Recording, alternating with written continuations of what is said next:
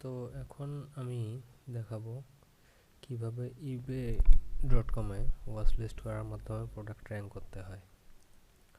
তো eBay.com-এ আমরা যে প্রোডাক্টের ওয়াচ লিস্ট করবো সেই প্রোডাক্টের লিঙ্ক আমাদের কাছে আগে থেকেই থাকতে হবে।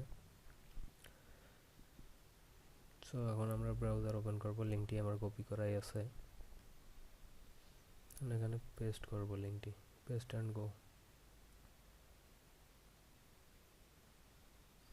ওকে, দেখেন নিচে এই প্রোডাক্টটাই আমাদের, এটার আমরা কাজ করব।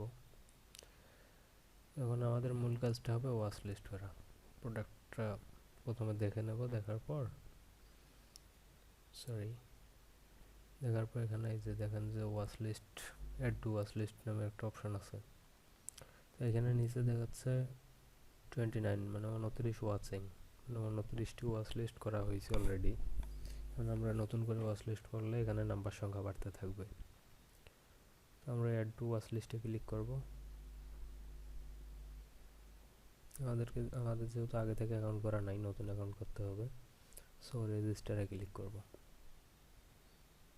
এখানে কিছু ইনফরমেশন দিতে হবে, email, password, first name, last name. এই জিনিসগুলো আমরা ফ্যাক নেম জেনারেটর থেকে কালেক্ট করব।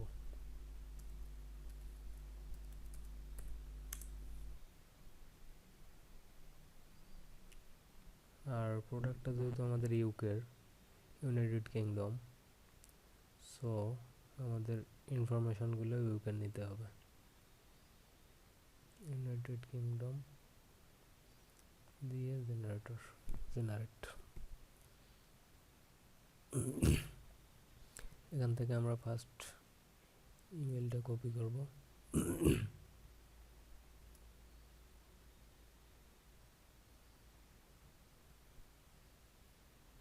এখানে পেস্ট করব। আর আমরা মূলত gmail.com দিয়ে অ্যাকাউন্ট করব, অন্য মেল এখানে প্রবলেম করে, তবে আমরা সবসময় জিমেল দিয়ে করব।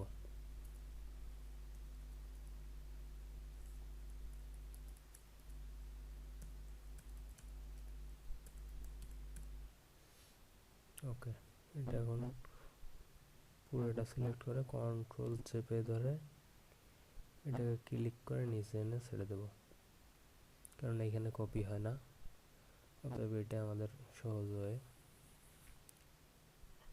তারপর পাসওয়ার্ড দিতে হবে, একটা ইউনিক পাসওয়ার্ড দিবেন।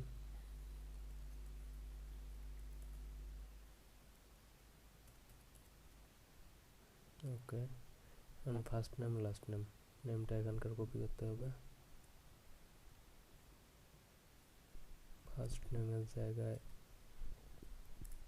ফার্স্ট নেম অ্যান্ড শিওর নেমের জায়গায় লাস্ট নেম। ওকে, এখানে আরেকটা জিনিস চাচ্ছে, মোবাইল নাম্বার।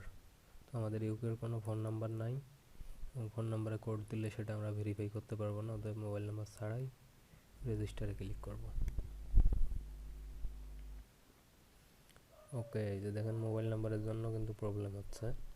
তো আমাদের যেহেতু ফোন নাম্বার নাই, ফোন নাম্বার ছাড়াও এখানে অ্যাকাউন্ট করা যায়। আমরা no thanks, start shopping instead click দেব।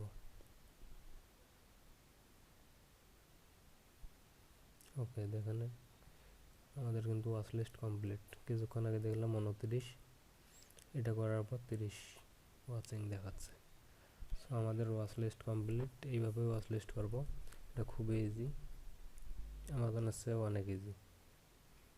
সো আমাদের কাজ শেষ, এখন আমরা সাইন আউট করে দেব।